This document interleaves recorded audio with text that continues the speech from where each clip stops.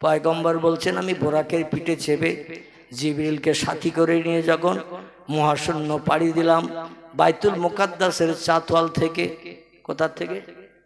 প্যালেস্টাইনের জেরুজালেম। এখানে আছে পৃথিবীর 3 নম্বর একটা পুরানো বড় মসজিদ, যে মসজিদটির নাম হলো বাইতুল মুকাদ্দাস। কোরআনের 15 বার আল্লাহ মসজিদটির নামকরণ করেছেন মসজিদুল আকসা। কি নাম? মসজিদুল আকসা। 15 বার প্রথম লাইনে আল্লাহ মসজিদের নামকরণ করেছেন মসজিদুল আকসা। একে বলা হয় বাইতুল মুকাদ্দাস। এই মসজিদের ভিত গড়েছিলেন পয়গম্বর দাউদ নবী, কাজ শেষ করেছিলেন পয়গম্বর সুলাইমান নবী। জিন জাতিদের দিয়ে মরণের পরও সমার দাঁড়িয়েছিলেন লাঠি ঠেকিয়ে দাঁড়িতে। এই মসজিদে বর্তমান 1,75,000 মানুষ একসঙ্গে জামাতে নামাজ পড়ার সুযোগ পায়। আপনাদের মুরারিশার মসজিদের থেকে ছোট তো ওই মসজিদটা, কি ছোট তো? 1,75,000 মানুষ যে মসজিদে জামাতে একসঙ্গে নামাজ পড়ার সুযোগ পায়। এই মসজিদের ভিতরে পয়গম্বর 2 রাকাত নামাজ পড়লেন। ফাজেনাল মুয়াজ্জিন সুম্মা সাল্লা রাকাতাইনি ইমামান। জোরে বলুন আল্লাহু আকবার। পয়গম্বর বলছেন রাতের বেলা যখন গেছি, যেদিকে আদম সবিল্লাহ থেকে ঈসা রুহুল্লাহ পর্যন্ত সব পয়গম্বর মসজিদে আকসায় হাজির। জিজ্ঞাসা করলাম তোমরা কারা, কি জন্য এসেছো? বলে আমরা মুক্তাদি হয়ে ইক্তেদা করব আপনার পিছনে, কারণ হাসরের মাঠে পাশ করতে পারবো বিশ্বাস নাই, তাই ইমামের পিছনে আমরা ইক্তেদা করে আজ নামাজ পড়ে আল্লাহর কাছে আবার ফিরে যাব, বিপদের দিন যাতে তোমার হাত বরাবর সাহায্য পাই। জোরে বলুন একটু সুবহান। নবী বলছেন ফায়জানাল মুয়াজ্জিন, জিবরিল আমিন নিজেই মুয়াজ্জিন হলেন, তিনি নিজেই আজান দিলেন। কেন এত বড় জামাত আর পৃথিবীতে কোনোদিন হয় নাই। ফেরেশতা কুল এসেছে, দুনিয়ার অগণিত পুরানো পয়গম্বর এসেছে। জমজম করছে বাইতুল মুকাদ্দাস রাতের বেলা। ভোরবেলা বসিরহাটের ডক ঘাটে যেমন সবজি বাজার চলে, ওই রকম শুধু হুড়ুহুড়ি চলছে। নবী বলেন আজান শেষ হয়ে গেল, আমাকে জিবরিল ঠেলে দিলেন মেহরাবের ভিতরে। আমি মুহাম্মদ রাসূলুল্লাহ 2 রাকাত নামাজ পড়িয়ে দিলাম, ডাইনে বামে সালাম ফিরিয়ে দিলাম, দিয়ে সকলকে মুক্তাদি বানিয়ে নিলাম। হাসরের মাঠে আমার মাধ্যম দিয়ে তারা যাতে সাহায্য পায়। জোরে বলুন সুবহানাল্লাহ। এবার বাইতুল মুকাদ্দাসের চাতওয়ালে বেরিয়ে বোরাকের পিঠে চেপে উদ্যোগ গগন ভ্রমণ শুরু করেছিলাম। চলতে চলতে চলতে চলতে প্রথম আকাশের দরজায় যখন গেলাম, যে দেখি দরজা লক আপ করা। এই বড় বড় বিল্ডিং এ সামনের পাঁচিলের দরজায় দরওয়ান থাকে না? থাকে না? যে কোনো মানুষ ঢুকতে পারবে, অনুমতি নিতে হবে মালিকের, ঠিক কি না? কিংবা তার অনুমতির প্রমাণপত্র দেখাতে হবে। ফেরেশতারা বলছেন মান আনতা মা ইসমুকা, কে আপনি, আপনার পরিচয় দিন। দরজা খুলতে বলছেন। উনি বলছেন আনা রুহুল আমিন, আমি হলাম আল্লাহর ফেরেশতাদের ভিতরে সেরা, সব থেকে বেশি ইবাদত করার সুযোগ পেয়েছি আমি। জোরে বলুন সুবহানাল্লাহ। বলে মা হালুকা মাকবারকি, আকি কি খবর? বলছে আজ আমার সঙ্গে একজন মেহমান এসেছে, তাড়াতাড়ি করে দরজা খোলো। দরওয়ানরা বলছে মেহমানকে নাম বলো। যে কোনো লোকের নাম বললে দরজা খোলা হবে না? না না, মেহমানকে নাম বলো। জিবরিল বললেন হাজা সাইয়্যিদুল আম্বিয়া রাহমাতাল লিল আলামিন খাতামান নবিয়্যিন শাফিয়াল মুজনাবিন রাহিতুল আশিকিন মুরাদুল মুশতাকিন সিরাজুস সালিকিন মিসবাহুল মুকাররাবিন জাদ্দুল হাসানুল হুসাইন আবিল কাসিম, যার মধুর নাম আল্লাহ নিজেই পছন্দ করে রেখেছেন মুহাম্মাদুর রাসূলুল্লাহ। সকলে জোরে বলুন সাল্লাল্লাহু আলাইহি ওয়াসাল্লাম। ফেরেশতারা বলে ওনাকে কি ডাকা হয়েছে? জিবরিল বলেন নাম হ্যাঁ। ফেরেশতারা বলেন মারহাবা বিহি ফানিমাল মাজিউজা, আপনার আগমন শুভ হোক, উদ্দেশ্য পূরণ হোক, মনোবাঞ্ছা বাস্তব জীবনে রূপায়িত হোক। ইজহাব, আপনি যান, দরজা দিয়ে উপরের দিকে চলে যান। তাহলে এতটা পয়গম্বর মোহাম্মদ রসুল্লাহর জন্য কথা বলা বলির পরে দরজা খোলা হলো, আর বিজ্ঞান বলবেই আর দরজা খুলে দেবে? দেবে তো নাকি? দার্শনিকরা বলবে আর দরজা খুলে দেবে? যারা পেশাব করে কি করি, বসে না দাঁড়িয়ে? ওদের পেশাব করতে হয় দাঁড়িয়ে। আবার ওই সময় পেশাবের সময় আবার সিগারেটও টেনে টেনে হাওয়া ধোঁয়া বার করতে হয়, ঠিক কিনা? যাদের হাজারো হারাম খাবার খেতে হয়, শুকরের গোশত থেকে শুরু করে, মদ থেকে শুরু করে, আল্লাহ যত জিনিস হারাম করেছেন এগুলো তাদের প্রিয় খাবার। আর এরা যে বললেই বোধহয় দরজা খুলে দেবে নাকি? জীবনে কি কল্পনা করা যাবে দরজা খুলবে? আহা, সেই নবী বলছেন, চতুর্থ আসমানে যখন গেলাম, পয়গম্বর ইউসুফ নবীর সঙ্গে সাক্ষাৎ করলাম, দেখি সূর্যটা ওই আকাশের গায়ে সেট করা রয়েছে। তো সূর্য আলো নিচের দিকে দিচ্ছে না, সূর্য আলো দিচ্ছে উপরের দিকে। কোন দিকে? আমরা এই পৃথিবী থেকে দেখি সূর্য আলো দিচ্ছে নিচের দিকে। খোদার কসম, তাফসীরের কিতাবে লেখা হয়েছে সূর্য নিচের দিকে আলো দেয় না, এ সূর্য আলো দেয় উপরের দিকে। উপরের 5 নম্বরের আকাশ, ওই আকাশের গায়ে সূর্য লাইট দেয়, আর স্বচ্ছ কাঁচের মতো আকাশ, ওই আকাশের গায়ে লাইট লেগে ওই লাইটের বিকিরণ আবার পৃথিবীতে 4টে আকাশ ফুরিয়ে দুনিয়ায় আসে। কটা আকাশ ফুরিয়ে? আচ্ছা, আকাশ তো এইরকম এই কাপড়ের মতো তো নাকি? এই মাথার উপরে এই কাপড় দেখছেন তো নাকি? আকাশ এইরকম পুরু তো নাকি? না থেকে আরো হালকা?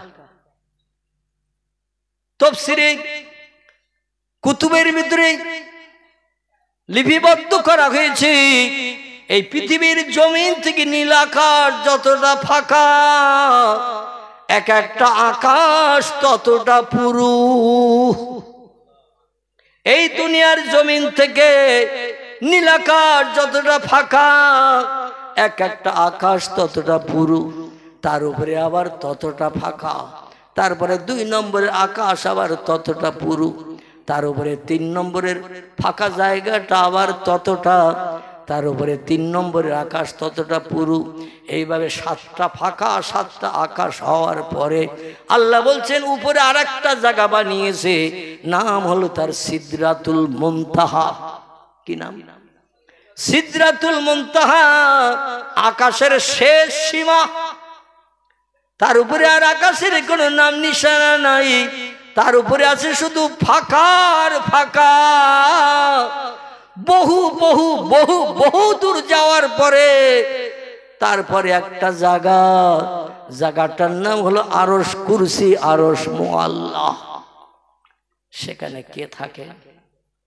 কথা বলেন। খিদে লেগে গেছে আপনাদের, তাবারুকের পরিবেশন হবে ইনশাআল্লাহ। দেখতে দেখতে 2 ঘন্টার কাছাকাছি হতে যায়, 2-10 মিনিট বাকি। আমার ভাইরা, মিলাদকে আমার হবে না, ওইভাবে দোয়া করে দেব, হবে। আল্লাহু আকবার। মানে যাতে আরো সবাই লেট হয় নাকি? একবার হয়ে গেছে আমার বক্তৃতার আগে, আর করার কোনো প্রয়োজন ছিল না। মোস্তাহাসান জিনিস, মোস্তাহাব, করলে সওয়াব, না করলে পাপ নাই, গোনা নাই। তো যাই হোক, আপনারা যখন চাচ্ছেন হবে ইনশাআল্লাহ। এখন আমি যেটা বলতে চাচ্ছি সেটা শুনুন। আল্লাহ পাক রব্বুল আলামিন চতুর্থ আসমানে সূর্যকে সেট করে রেখে 12টা মুখ সূর্যের তৈরি করেছে। কটা? সূর্যের মুখ আছে 12টা, ইসনা আশারা, 12টা মুখ তৈরি করা আছে।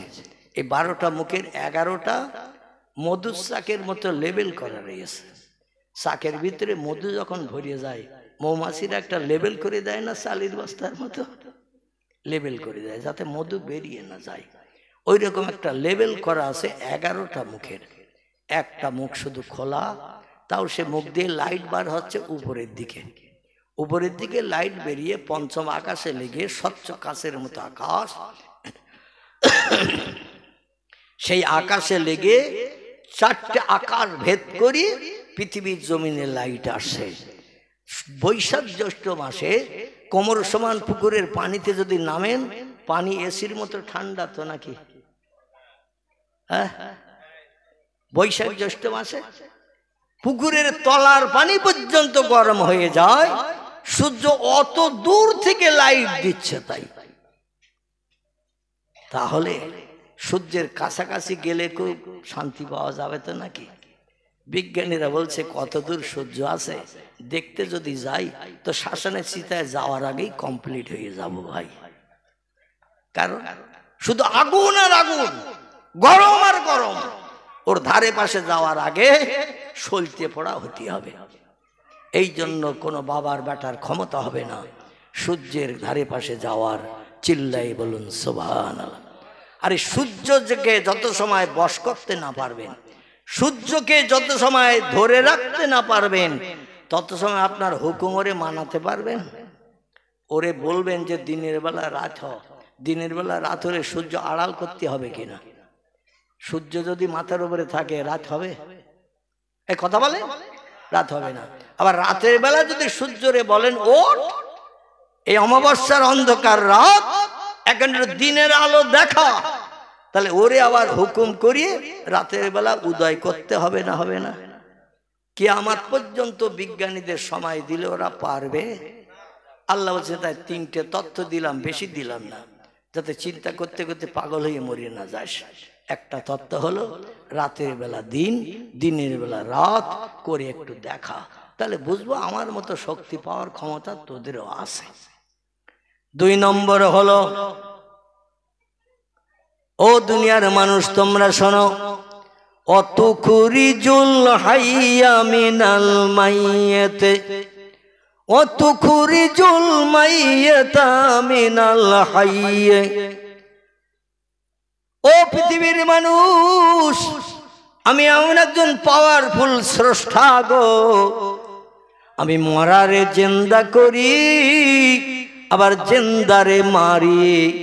শুধু একটু কোন শব্দ ব্যবহার করলে কাজ কমপ্লিট হয়ে যায়, যেটা তোদের ঠাকুর দাদার বাপও পর্যন্ত পারে নাই, ভবিষ্যৎ নাতি নাতকুড়ো পর্যন্ত পারবে না। এক জায়গায় দাঁড়িয়ে মুখে বলবি মর, মরবে নাকি কেউ? আবার কোন মরা মানুষকে দেখে যদি বলি জিন্দা হয়ে উঠে দাঁড়া, দাঁড়াবে নাকি কেউ? পারবে কারা? এই কাজটা করতে পারবেন সমস্ত সৃষ্টির মালিক যিনি, তিনি হলেন আল্লাহ। আর আল্লাহকে বশ করেছে যারা, তারা, জোরে বলুন সুবহানাল্লাহ। বুঝতে পারছেন কোথায় এনেছি? এই কাজটি করতে পারবেন তিনি, যিনি হলেন সব সৃষ্টির মালিক, তিনি হলেন আল্লাহ সুবহানাহু ওয়া তাআলা। আর একটি দলের মানুষ এই কাজটি করতে পারবেন যারা আল্লাহকে বশ করে নিয়েছে, আল্লাহ যেটা চেয়েছে, তারা যেটা আল্লাহরে দিয়ে খুশি করেছে, আবার তারা যেটা চেয়েছে আল্লাহ সেটা না দিয়ে পারে নাই। দানা ওয়া নবিয়ানা ওয়া হাবিবানা ওয়া শাফিয়ানা ওয়া সামাদানা ওয়া মাওলানা মুহাম্মাদান সাল্লাল্লাহু আলাইহি ওয়াসাল্লাম আবদুহু ওয়া রাসূলুহু নবিউল মাকারিমিল আখলাকিল মাওসুফ অবিল কামালিল আওসাফিল মানউত। ফাকাদ ক্বালাল্লাহু তাআলা ফি কালামিহিল মাজিদ ওয়া ফিল ফুরকানিহিল হামিদ। আউযু বিল্লাহি মিনাশ শাইতানির রাজিম। বিসমিল্লাহ বিসমিল্লাহির রহমানির রহিম তুলিজুল লাইলা ফিন নাহারে ওয়া তুলিজুন নাহারা ফিল লাইল ওয়া তুখরিজুল হাইয়া মিনাল মাইয়িতি ওয়া তুখরিজুল মাইয়িতা মিনাল হাইয়্যি ওয়া তারযুকু মান তাশাউ বিগাইরি হিসাব। সকলে প্রাণ খুলে বলুন আল্লাহু আকবার। আল্লাহর নামের আওয়াজ তুলতে আপত্তি আছে কার কার? আগে একটু হাত তুলে দেখান। আল্লাহর নামের আওয়াজ তুলতে বলতে আপত্তি আছে কার কার? কারো নেই? তো কারো যখন নেই তাহলে আওয়াজ এরকম হওয়া তো উচিত ছিল না। আমাদের ফুরফুরা শরীফের ছোট হুজুর কেবলা যখন ওয়াজ করতে আসতেন, চেনেন ওনাকে? যাদের বয়স 40-এর কোটা পেরিয়ে গেছে তারা চেনেন, শুধু হ্যাঁ বললে হবে না। যাদের বয়স 40-এর কোটা পেরিয়ে গেছে তানারা ওনাকে দেখার সুযোগ পেয়েছেন। কারণ ওনার মরণ হয়েছিল, মৃত্যুবরণ করেছিলেন 1985 সাল। কত সাল বললাম? 1985 সাল। আমি অধম তখন কলকাতা আলিয়া মাদ্রাসায় টাইটেল 2য় বর্ষে পড়ি।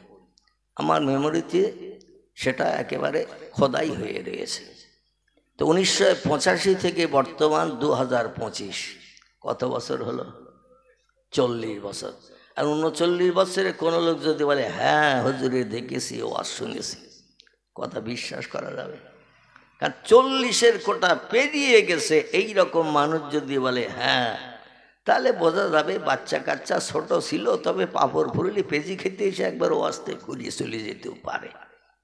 ঠিক বললাম না ভুল বললাম? কিন্তু যারা 35, 38, 37 বছরের মানুষ তারা হুজুরকে দেখার সুযোগ পেয়েছে, ছোট হুজুরকে দেখার সুযোগ পায়নি। ইনি মাঝে মাঝে যখন আমাদের এলাকায় বক্তৃতায় আসতেন, এসে একটু আল্লাহর নামের আওয়াজ তুলতে বলতেন, সুবহানাল্লাহ বলতে বলতেন, আলহামদুলিল্লাহ বলতে বলতেন, কলেমা শরীফ পাঠ করাতেন। কি মনে পড়ে? বয়স্ক ব্যক্তিরা কলেমা শরীফও পড়াতেন, জিকির আজকার করাতেন। কিন্তু মানুষ ওনার কণ্ঠের আওয়াজে যখন ভালো কান দিত না, হুজুর মনের দুঃখে বলতেন, বাবারা চিনি খেতে কি গালে ব্যথা? কি বলতেন? বাবারা চিনি খেতে কি গালে ব্যথা হয়? তার মানে চিনি মিষ্টি দেখলে যে কোনো ব্যক্তির জিভ খাওয়ার জন্য লালায়িত হয় না, হয় না? রসগোল্লা লেডিকেনি যদি কাউরে দেয়া হয় বিনা পয়সায়, ও বলে ব্লাড সুগার 435 থাকে, থাক 3টে খেয়ে যাই, বাড়ি যে ইনসুলিন 3 বারের জায়গায় 4 বার দেব, অন্তত আজকের ফ্রির মাল ফেলে যাব না। তারপরে মুরারির শাহ চৌমাথা সব থেকে দামি মিষ্টির দোকান, যে দোকানের মিষ্টি 10-20 কিলোমিটার দূরের মানুষ কিনে নিয়ে যায়, আজকে সেই মিষ্টি দিচ্ছে, পয়সা লাগবে না, না খেয়ে বাড়ি যাব, রাতে আর ঘুম হবে? দুশ্চিন্তায় ঘুম হবে না। তো চিনি মিষ্টি বা চিনি দিয়ে যত জিনিস বানানো হয় অধিকাংশ ব্যক্তির খাওয়ার ইচ্ছা হয় না, হয় না? তবে ডায়াবেটিস, ব্লাড সুগার, এটা ওটার কারণে আমরা অনেক সময় একটু সতর্ক হয়ে থাকার চেষ্টা করি। তাই তিনি বলতেন, বাবারা চিনি খেতে কি গালে ব্যথা হয়? শ্রোতারা চুপ করে বসে থাকতেন। এবার তিনি বলতেন, বাবারা চিনি বেশি মিষ্টি না আমার আল্লাহর নামের আওয়াজ বেশি মিষ্টি? কথা বলেন। আল্লাহর নামের আওয়াজ চিনির থেকে কোটি কোটি কোটি কোটি গুণে বেশি মিষ্টি। জোরে বলুন সুবহানাল্লাহ। যেখানে তাস খেলা হয় সেখানে আল্লাহু আকবার কবার বলে, যেখানে ক্যারাম বোর্ড খেলা হয় আল্লাহু আকবার সুবহানাল্লাহ কবার বলে খেলা শুরু হয়। কথা বলতে হবে একটু, হয় না? যেখানে ফুটবল খেলা হয়, এক দল আরেক দলের গোল দেয়, তারা কবার আলহামদুলিল্লাহ বলে? আলহামদুলিল্লাহ বলে না, হাতে তালি দেয়। কারণ ওর সমস্ত জায়গার নিয়ম নীতি পরিস্থিতি সব আলাদা, ঠিক কি না? এই বেহেশতের বাগান যত সময় চলবে তত সময় আল্লাহর বাণী কোরআন, নবীজির বাণী হাদিসের আলোচনা হবে। ভালো ভালো দামি দামি সুন্দর কথা বক্তা শ্রোতা শুনলেই এমনি এমনি মনের থেকে সুবহান আল্লাহ বার হবে না? হবে না? আলহামদুলিল্লাহ বার হবে না? হবে না? আল্লাহু আকবার বার হবে না? হবে না? পৃথিবীতে সব থেকে দামি কিতাবের নাম কি? আল কোরআন। কোরআনের উপরে দামি কিতাব আর আছে? সেই কোরআনের কথা সব মিথ্যা তো নাকি? তাহলে কোরআনের কথা সব কি? সত্য। সত্য কথা শুনে সত্যকে বিশ্বাস করে আমরা আল্লাহর নামের আওয়াজ তুললে আমাদের লাভ হবে না লস হবে? সেই খোদার কসম, তিরমিজি শরীফের হাদিস, পয়গম্বর বলছেন সারা জীবনের ভিতরে আমার কোন উম্মত যদি একটাবার আল্লাহু আকবার বলে, আল্লাহর জান্নাত তার জন্য হালাল হয়ে যাবে। আরো জোরে বলুন। তাহলে এই মজলিসে আল্লাহর নামের আওয়াজ তুলতে আপত্তি থাকা উচিত। তাহলে কোরআনের আয়াত পড়েছি, সত্য বিশ্বাস যখন করেছেন, আর একটাবার একটু জোরে বলুন আল্লাহু আকবার। আচ্ছা, বসার জায়গা এই পাশে করে দিয়েছেন কি? তিরফল এই পাশে বেচতে দিয়েছেন? যদি দিয়ে থাকে আমি বলবো এই মেশিন কটা সব এই পাশে আনতে হবে। এই মেশিন কটা শ্রোতার মুখ ঢেকে বড় লাগালে হবে না, যেই আসবে। এক আধজন বসেনি? বসেছে না? হ্যাঁ, তুমি বললে হবে না, তুমি তো মেশিনওয়ালা। তুমি মেশিনওয়ালা, তোমার চোখে দেখতে পাবে না। আর অন্য লোক যারা বসে তারা বলুক ওধারে বসেছ কিনা। না, বন্ধ করতে হবে না। ওদের ব্যবসার আমি ক্ষতি করতে চাই না, তবে মাল পাল্টে এই ধারে আনতে হবে। লোক আসবে ইনশাল্লাহ, বসবে। দু একজন বসে গেছে, আরো বসবে। এজন্য মেশিন তুলতে হবে। কি আমি খারাপ বলেছি? বক্তা শ্রোতার মুখ দেখবে না, শ্রোতা বক্তার মুখ দেখবে না। ওয়াজ শুনে কলিজা ভেজবে? কলিজা ভেজবে না।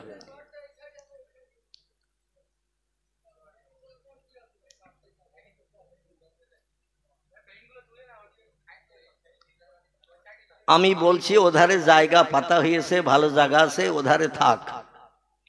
বরং মেশিনগুলো তুলে এই পাশে অনেকটা ফাঁকা জায়গা এইখানে লাগাক। কি খারাপ বললাম? অন্যথায় যদি আরো পিছনের দিকে জায়গা টাকা থাকে আমার সামনের দিকে, তাহলে বসার জায়গা করে দেন। আশা রাখি আরো 2-10 জন আসবে ইনশাল্লাহ। কারণ আপনাদের মুরারিশা মানুষের সঙ্গে আমার সম্পর্ক দীর্ঘদিনের গাঢ়তর, দীর্ঘদিনের মহব্বতের সম্পর্ক এই মুরারিশার মানুষের সঙ্গে আমার আছে।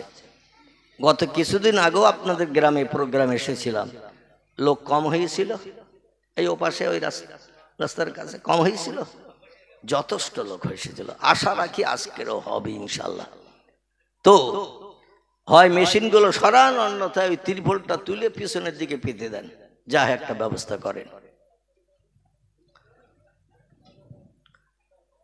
وقال النبي صلى الله عليه وسلم من كان لله كان الله له كما قال عليه الصلاة والسلام. وقال الله تعالى في شان حبيبه إن الله وملائكته يصلون على النبي يا أيها الذين آمنوا صلوا عليه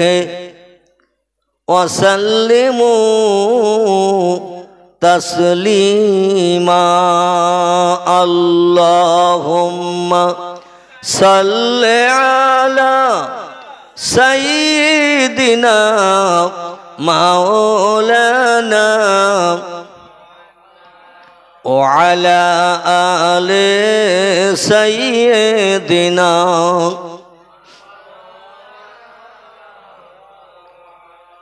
ওরে গোলাপ তুই কি প্রথম,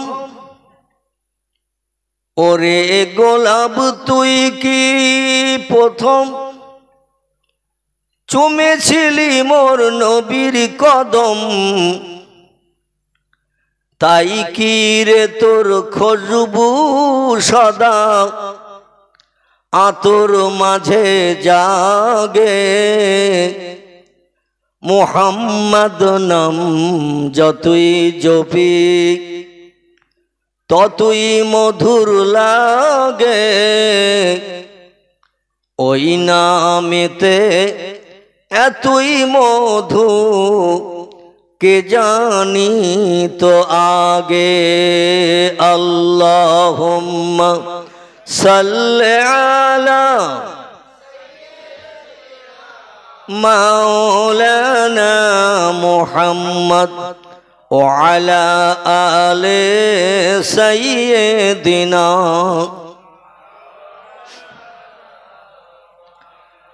বুলবুলি রে তুই কি প্রথম, বুলবুলি রে তুই কি প্রথম শুনেছিলি মোর নবীর বচন, তাই কি রে তোর কণ্ঠের স্বর শুনতে মধুর লাগে। মুহাম্মদ নাম যতই জপি ততই মধুর লাগে, ওই নামেতে এতই মধু কে জানি তো আগে। আল্লাহুম্মা সাল্লি আলা মাওলানা ওয়া আলা আলি সাইয়্যিদিনা। প্রাণ খুলে কলেমার জিকির লা ইলাহা ইল্লাল্লাহ, লা ইলাহা, লা ইলাহা ইল্লাল্লাহ মুহাম্মাদুর রাসূলুল্লাহ। কাক ডাকে কাকা রবে, কাক ডাকে কাকা রবে, কোকিলের স্বর মধুর লাগে, ডাকে সেই বসন্তের হাওয়ায়, আল্লাহ ছাড়া মাবুদ নাই বলো লা ইলাহা, লা ইলাহা, লা ইলাহা ইল্লাল্লাহ মুহাম্মাদুর রাসূল। নবীও বকর গারে সুরে, নবীও বকর গারে সুরে, সেই নামের ওই জিকির করে, তাই না দেখে মাকড় সাথী জাল বুনিয়া যায়, কবুতর এসে পাশে বসে স্মরণ করে, তাই বলো লা ইলাহা ইল্লাল্লাহ, লা ইলাহা, লা ইলাহা ইল্লাল্লাহ মুহাম্মাদুর রাসূলুল্লাহ। আল্লাহ আগামী দিন আমাদের হায়াতে যদি বাঁচিয়ে না রাখেন, এই যে 2-4 বার 5 বার আমরা আল্লাহর নামে জপ জিকির, নবী মুহাম্মদ রাসূলুল্লাহর স্মরণে দরুদ শরীফ পাঠ করলাম, আমাদের জান্নাতে যাওয়ার রাস্তা একটা খুলে নিলাম। জোরে বলুন একটু সুবহানাল্লাহ। বিশ্বনবী বলছেন মান সাল্লা আলাইয়া ওয়াহিদান, পৃথিবীর কোনো ব্যক্তি যদি আমার নামের স্মরণের মাধ্যম দিয়ে একটা বার দরুদ শরীফ পাঠ করে, দরুদের মাধ্যম দিয়ে আমার নামের স্মরণ যদি একটা বার করে, সাল্লাল্লাহু তাআলা আলাইহি আশারাতান, আল্লাহ পাক আমার নামে দরুদ শরীফ পড়লে আমার উম্মতেরা আল্লাহ এত খুশিতে বাগবাগ হয়ে যায়, এত আনন্দিত আল্লাহ হয়ে যায়, আল্লাহ পাক সেই লোকটার নামে স্মরণ করেন এই কবার। নবীর নামে স্মরণ করব দরুদের মাধ্যম দিয়ে একবার, আর আল্লাহ পাক আমাদের নামের স্মরণ করবেন 10 বার। এই ব্যবসাটা লাভ আছে না লস? ব্যবসাটায় লস আছে। সেই খোদার কসম 24 ঘন্টার দৈনন্দিন দিনে আমরা সংসার যাপন করতে যে যদি বিপদে পড়ি, মুসিবতে পড়ি, দুঃখের দুর্দশায় অভাবে পড়ি, রোগ শোক বেমারিতে পতিত হই, আমাদের কারো কাছে আর হাত পাতার দরকার থাকবে নাকি? আল্লাহ যদি 24 ঘন্টার দৈনন্দিন দিনে আমার নাম, আমাদের নামের স্মরণ একটা বার মাত্র করেন, ওই ব্যক্তির জন্য এনাফ, ওই ব্যক্তির জন্য যথেষ্ট। সেই ব্যক্তির বিপদে মুসিবতে দুঃখে দুর্দশায় অভাবে সমস্যায় রোগে শোকে সাহায্যের জন্য আর কারো কাছে হাত পাততে হবে না, আল্লাহ তার জন্য যথেষ্ট হয়ে যাবে। নবী বলছেন,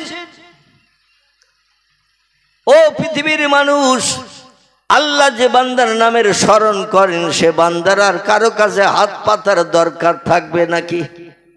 আল্লাহ তার জন্য এনাফ, যথেষ্ট। এই জন্য আমরা কয়েকবার পয়গম্বরের মহব্বতে দরুদ শরীফ পাঠ করলাম।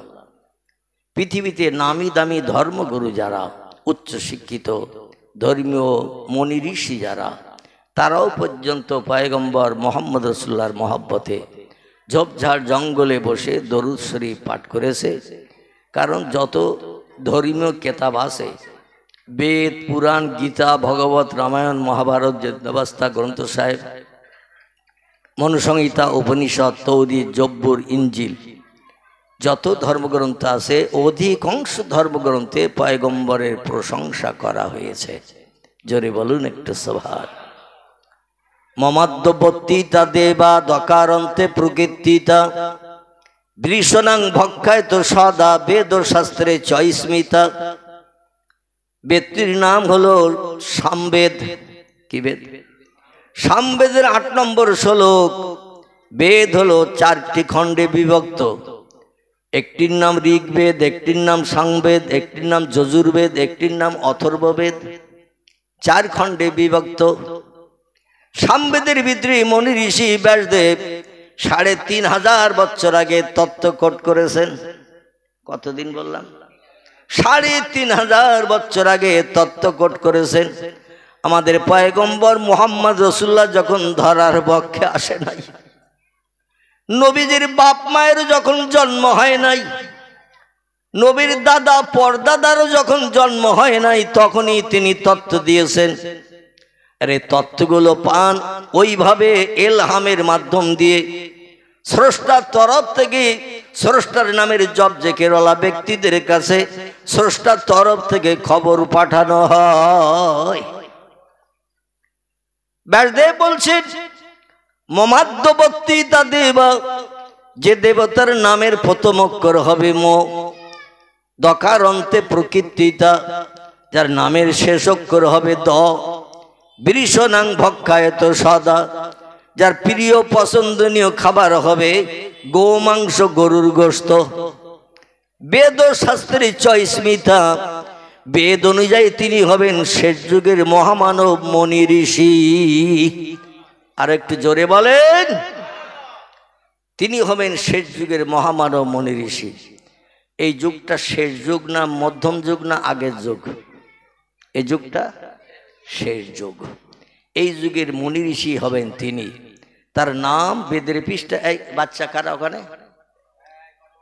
ওদের 3 জন আর 4 জায়গায় করে দাও, যেন কথা বলতে না পারে। মুনি ঋষিরা বেদের পৃষ্ঠা লিখেছেন, মমাদ্যবর্তীতা দেবা, যে লোকটির নামের প্রথম অক্ষর হবে ম, দকারন্তে প্রকৃতিতা, যার নামের শেষ অক্ষর হবে দ, বৃষণাং ভক্ষায়ত সদা, যার প্রিয় পছন্দনীয় খাবার হবে গো মাংস, গরুর গোশত। বেদ ও শাস্ত্রের চয়স্মিতা, বেদ শাস্ত্র অনুযায়ী তিনি হবেন শেষ যুগের মহামানব। আল্লাহ কোরআন পাকের 22 পারায় সূরা আহজাবের ভিতরে তথ্য কোট করে দিয়ে আমাদের মগজ আরো পরিষ্কার করে দিয়েছেন। জোরে বলুন একটু সুবহানাল্লাহ। এখন বেদ আগে এসেছে আমাদের কাছে না কোরআন আগে এসেছে? ভুল বললে হবে না। বেদ এসেছে 3500 বছর আগে, আর কোরআন এসেছে বয়স 1450। কথা বললাম, কোরআনের বয়স 1450, বেদ 3500 বছর আগে লেখা। তাহলে বেদ আগে না কোরআন আগে? বেদ আগে। বেদের নাম দেয়া হলো যিনি হবেন শেষ যুগের মহামানব, নামের প্রথম অক্ষর মো হবে আর শেষ অক্ষরটা দ হবে। তার খাবারের ভিতরে সব থেকে প্রিয় খাবার হবে গোমাংস, গরুর গোশত। জোরে বলুন একটু সুবহান।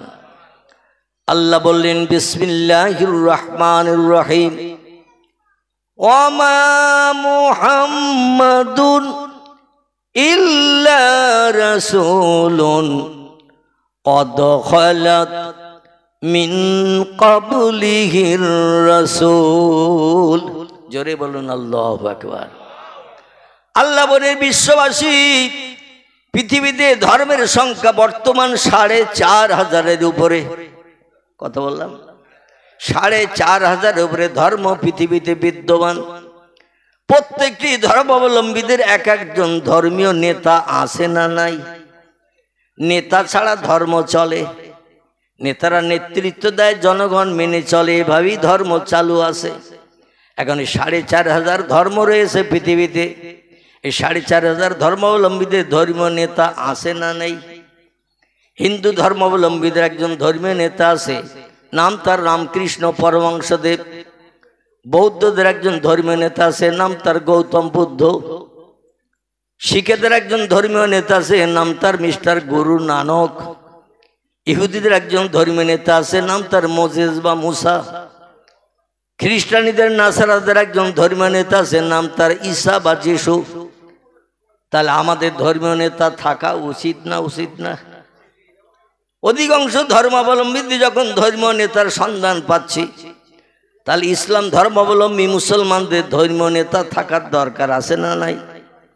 আল্লাহ বললেন আমি মুসলমানদের ধর্মীয় নেতা হিসেবে একজন ব্যক্তিকে পৃথিবীতে পাঠিয়েছি, যাতে 3500 ধর্মাবলম্বী নেতাদের ভিতরে কোন নেতাটা বিশ্ববাসীর কাছে সব থেকে বেশি প্রিয়, বেশি পছন্দনীয়, বেশি ভালো, যার মতো আদর্শ, চরিত্র, আখলাক, ব্যবহার, কাজকর্ম পৃথিবীতে আর কোন নেতা দেখাতে পারেনি।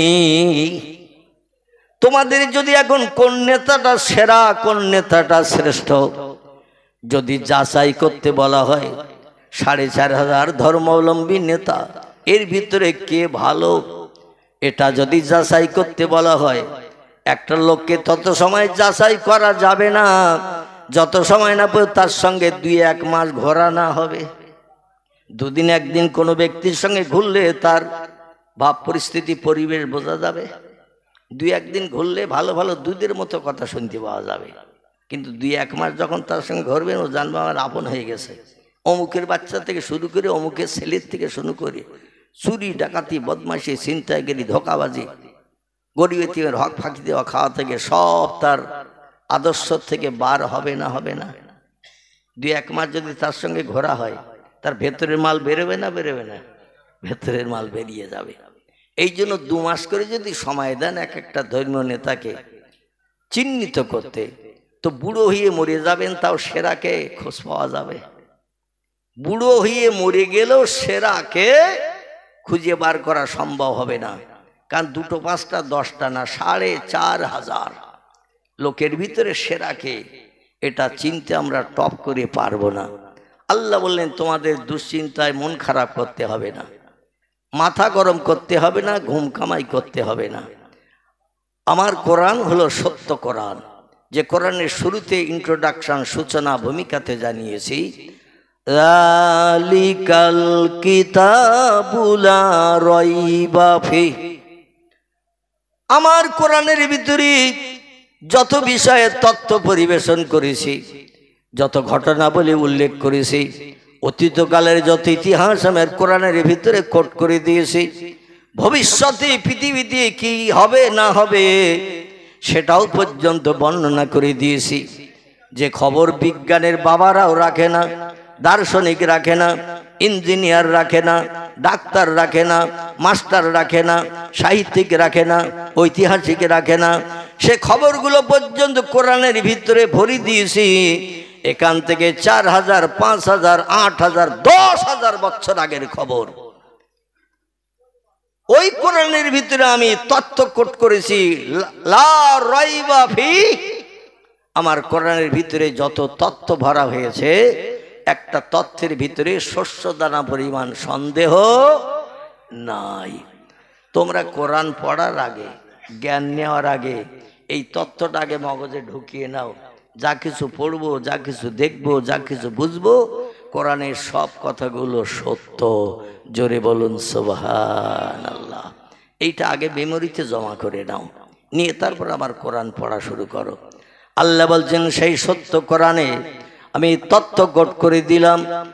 ওমা মুহাম্মাদুন ইল্লা রাসূলুন কদ খালাত মিন ক্বাবলিহির রাসূল। জোরে বলুন একটা আল্লাহু আকবার। আল্লাহ বলেন বিশ্ববাসী, রামকৃষ্ণ পরমহংসদেব সেরা না বুদ্ধদেব সেরা না চৈতন্যদেব সেরা না গুরু নানক সেরা না মহাবীর সেরা না আচার্য কেশবচন্দ্র সেরা না মোজেস সেরা না যিশু সেরা না বালক ব্রহ্মচারী সেরা না বাবা রামদেব সেরা? কে সেরা? আমার সত্য কোরআনে তথ্য কোট করে দিয়ে দিলাম, আমি তার নাম কোট করে দিলাম যাতে তাড়াতাড়ি চিনতে পারো। জোরে বলুন সুবহানাল্লাহ। তবে আমি ভুল তথ্য লিপিবদ্ধ করি নাই। 3500 বছর আগে ব্যাসদেব যে তত্ত্ব লিখেছে বেদের পৃষ্ঠায়, সেই তথ্যটাই বাস্তব সত্য। আমিও তথ্য দিলাম ওই একই তথ্য। জোরে বলুন সুবহানাল্লাহ।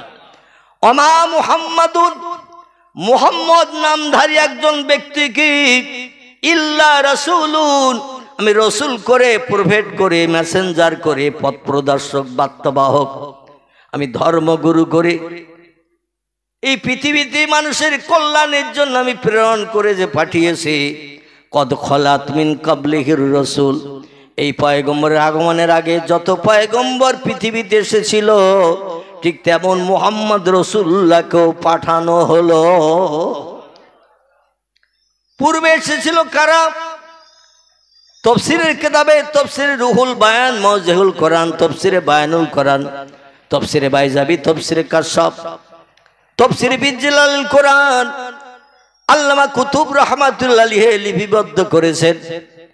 1 লক্ষের অধিক পয়গম্বর পৃথিবীতে মানুষকে দ্বীনের দাওয়াত দিতে, হেদায়েতের সুপথ দেখাতে, কোনটা ন্যায়, কোনটা অন্যায়, কোনটা সত্য, কোনটা মিথ্যা, কোনটা হক, কোনটা না হক, কোনটা ভালো, কোনটা খারাপ, এগুলো মানুষকে শিক্ষা দিতে, মানুষকে সুপথে চালানোর জন্য লক্ষাধিক পয়গম্বর পৃথিবীতে যুগে যুগে পাঠিয়েছিলেন। দুনিয়ার বয়স কত? কথা বলে বিজ্ঞানীরা সঠিক তথ্য দিতে পারেনি। বিজ্ঞান কত জায়গায় আল্লাহর কাছে হেয়, বিজ্ঞান, দার্শনিক, ইঞ্জিনিয়ার আল্লাহর কাছে কত জায়গায় হেয় প্রতিপন্ন হয়েছে, তার কোনো ইয়াত্তা নাই। জোরে বলুন সুবহানাল্লাহ। দুনিয়ায় বর্তমানে 256টির মতো দেশ বিদ্যমান। কটা বললাম? 256টির মতো দেশ পৃথিবীতে বিদ্যমান। সব দেশের ভূগোল বই খোলেন, ইতিহাস খোলেন, দেখবেন আপনি দুনিয়ার বয়স সঠিক কত এ বিজ্ঞানীরা দিতে পারে নাই। পৃথিবীর মানুষ যে তথ্য দিতে পারে না, সে তথ্যটা দিতে পারে কে? শুধু আল্লাহ দিতে পারে বললে হবে না। এই পৃথিবী বানিয়েছেন যিনি, তিনিই পারেন এই তথ্য দিতে। ঠিক বললাম না ভুল বললাম? এখানে আর শস্য দানা পরিমাণ সন্দেহ থাকবে? যিনি বানিয়েছেন এই পৃথিবী, কবে বানিয়েছেন, কোন দিন বানিয়েছেন, এ তো দুনিয়ার কেউ জানে না, খবর রাখে না। বরং বানিয়েছেন যিনি, তিনি দিতে পারেন এই তথ্য। এবার বলুন তানার নাম কি? তানার নাম আল্লাহ সুবহানাহু তাআলা। সূরা বাকারা আল্লাহ বলছেন, এ দুনিয়ার মানুষ তোমরা শোনো, খলাকাস সামাওয়াতি ওয়াল আরদ ফি সিত্তাতি আয়ামিন। জোরে বলুন একটু সুবহানাল্লাহ। সূরা বাকারে আল্লাহ বলছেন, ওই মাথার দিকে উপরে তাকালে যা দেখা যায়, কি দেখা যায়? উপরে দিয়ে আল্লাহ দেখা যায়, আকাশ। তত্ত্ব দিতে যে দুটোর একটা ভুলভাল হবে, তো ওটা আমাদের সংশোধন করে নিতে হবে, ঠিক কি না? উপরের দিকে তাকালে দেখতে পাওয়া যায় আকাশ। প্রথমেই বিজ্ঞানীরা বলছে বহুদূর ফাঁকা, তাই নীল মতন দেখায়, আকাশ বলতে কিচ্ছু নাই। আল্লাহ কোরআনে বলছেন সাবওয়া সামাওয়াতুন তিবাকান। ও দুনিয়ার মানুষ, তোমাদের মেমোরি মগজে যে জ্ঞান, যে জ্ঞানের মাধ্যম দিয়ে বিকম বিএ পাস করেছো, এমএ পাস করেছো, এমএসসি পাস করেছো, এমকম পাস করেছো, ব্রিটেন ইংল্যান্ডে যে ডক্টর উপাধি নিয়ে নামি দামি ডিগ্রি নিয়ে ঘরে ফিরেছো, তোমাদের জ্ঞান কতটা তোমরা কি জানো? শোনো, তোমাদের জ্ঞানের দৌরত্ব প্রহার কতটা, পাওয়ার কতটা, আমি তত্ত্ব আমার কোরআনে সূরা ইয়াসিনের শেষ আয়াতের আগের আয়াতের তথ্য কোট করে দিলাম। জোরে বলুন একটু সুবহানাল্লাহ। এছাড়া আমি আল্লাহ পাক কোরআনে আরো অনেক অনেক জায়গায় তথ্য পরিবেশন করেছি। ওয়ামা উতিতুম মিনাল ইলমি ইল্লা কালিলা। জোরে বলুন আল্লাহু আকবার।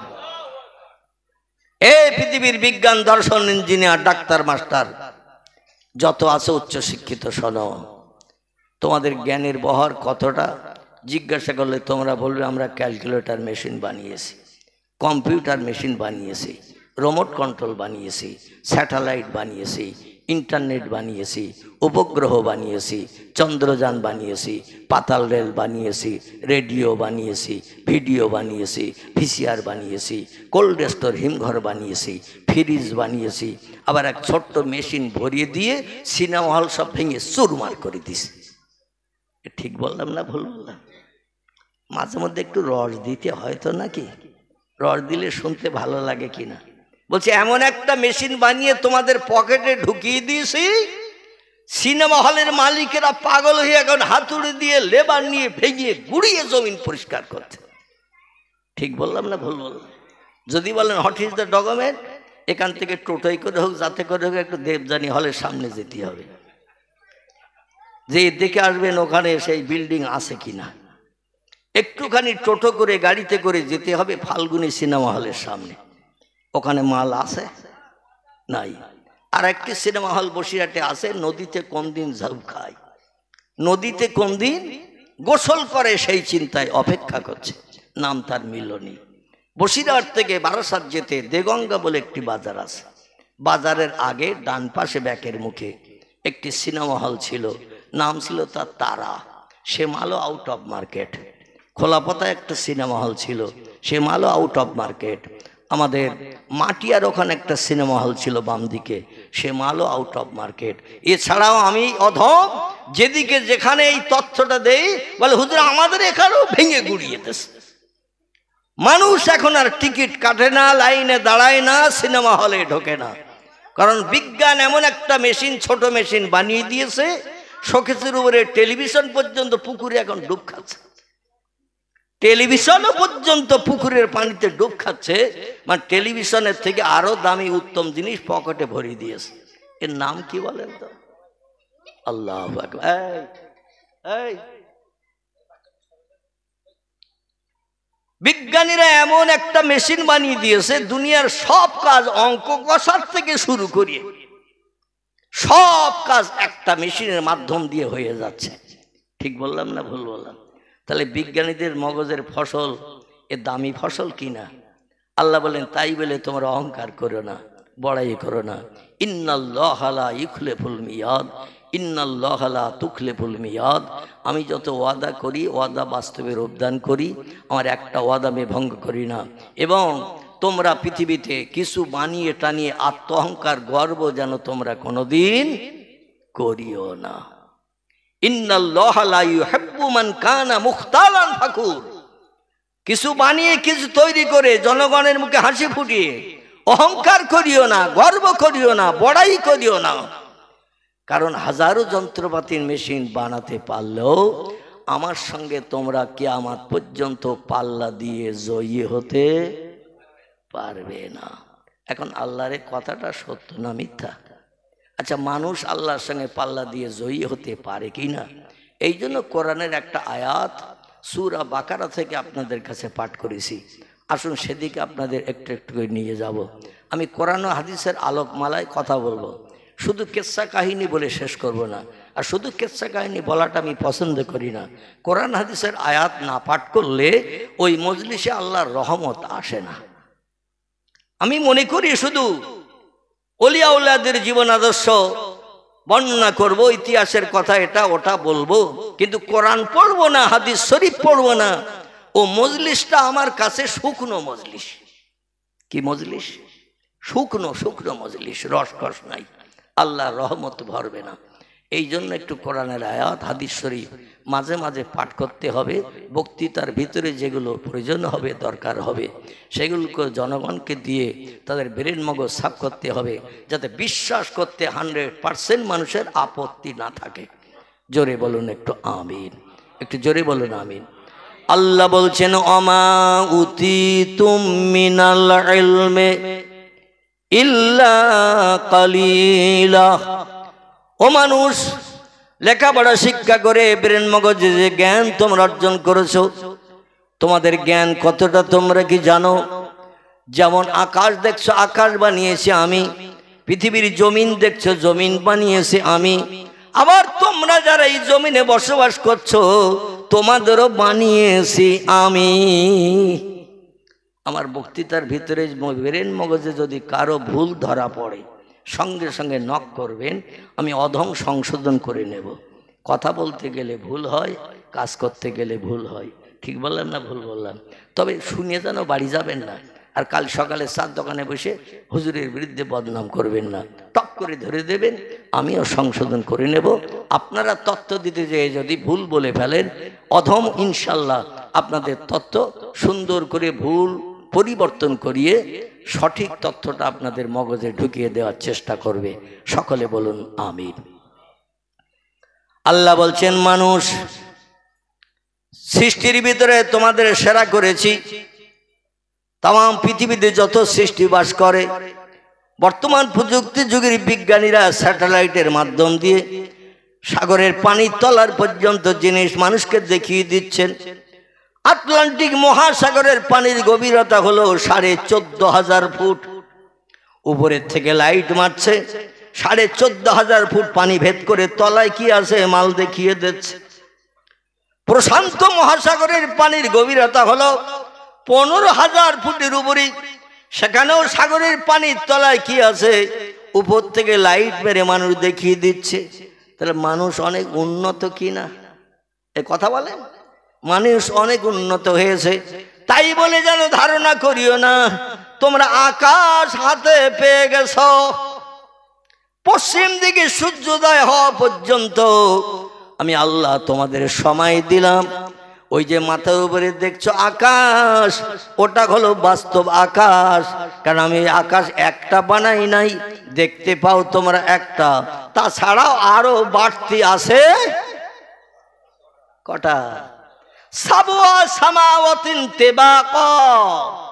আল্লাহ বলছেন আরো বাড়তি আছে 6টা, দেখতে পাচ্ছ একটা। এই যুগের বিজ্ঞানীরা বলে যেটা চোখে দেখতে পাই সেটা বিশ্বাস করি, যেটা চোখে দেখতে পাই না সেটা বিশ্বাস করি না। আচ্ছা, এই কথাটা কি বাস্তব সত্য? মানুষ খাবে কথা? কারণ সব তো চোখে দেখা যায় না, কিছু চোখে না দেখেও বিশ্বাস করতে হয়। ঠিক না ভুল? যদি বলেন যেটা চোখে দেখি সেটা মানি, যেটা চোখে দেখি না মানি না, আমি তাদের বলবো তাহলে হাওয়া দুনিয়ায় নেই? কি নেই? হাওয়া, বাতাস, উইন্ড, হাওয়া বলে কোন জিনিস আছে নাকি?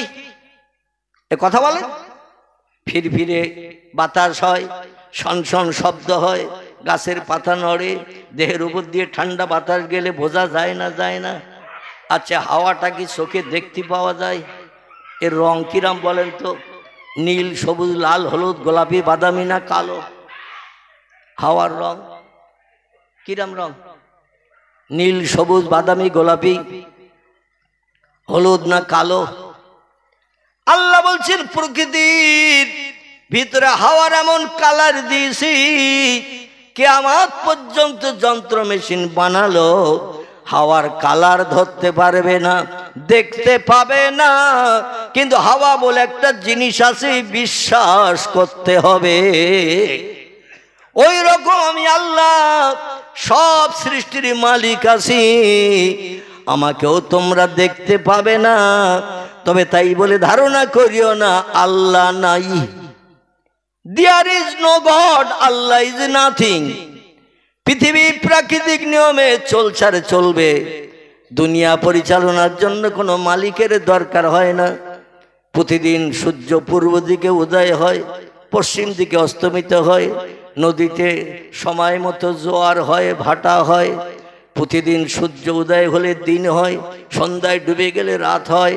এটা প্রাকৃতিক নিয়ম, অতীতে হয়েছে, বর্তমানে হচ্ছে, ভবিষ্যতে হবে। আচ্ছা, এই কথাটা কি মেনে নেওয়া যাবে? যাবে? কোন জিনিস নিজ আপন গতিতে চলে না, এর পিছনে একজন গাইড মানের দরকার হয় না? হয় না? আল্লাহ বলছেন যা কিছু দেখছো, যা কিছু দেখতে পাও না, তার পিছনে আছি আমি আল্লাহ।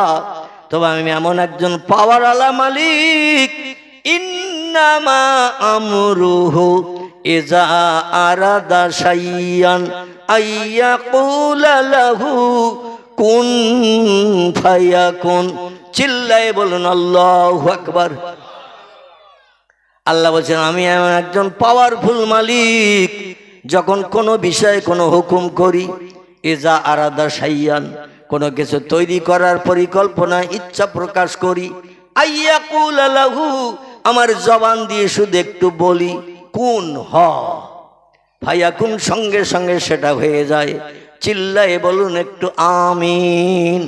কেমন হয়? আসুন সামনে কোরআনের আয়াত তেলাওয়াত করেছি প্রথম, সেটা নিয়ে আমরা গাড়ি স্টার্ট করব। ওই দিকে অসুবিধা হচ্ছে না তো? আলহামদুলিল্লাহ। আমার ভাইরা, আল্লাহ বলছেন শোনো মানুষ, তোমাদের ব্রেন মগজে যে জ্ঞান, যে জ্ঞানের মাধ্যম দিয়ে হাজারো যন্ত্রপাতি মেশিন বানিয়েছো, তোমাদের মগজের জ্ঞান কতটা তোমরা কি জানো? তোমাদের মগজের জ্ঞানের খবর তোমরা বলতে পারবে না, তবে আমি আল্লাহ তোমাদের সব খবর বলতে পারি। আমরা যেটা দেখতে পাই না সেটা দেখতে পাই কে? জোরে বলেন। আমরা যেটা দেখতে পাই না সেটা দেখতে পাই আল্লাহ। আমরা যে কথাটা শুনতে পাই না সেটা শুনতে পাই কে? আমরা যে কাজটা তাড়াতাড়ি করতে পারি না সে কাজটা সবার আগে তাড়াতাড়ি করতে পারে কে? তিনি হলেন আল্লাহ সুবহানাহু ওয়া তাআলা। তিনি বলছেন সেকেন্ডের কাঁটা এক দাগ থেকে আরেক দাগে যেতে যতটা দেরি, তার থেকে আমার হুকুমকে বাস্তবে রূপায়িত হয় তাড়াতাড়ি। নারায়ে তাকবীর।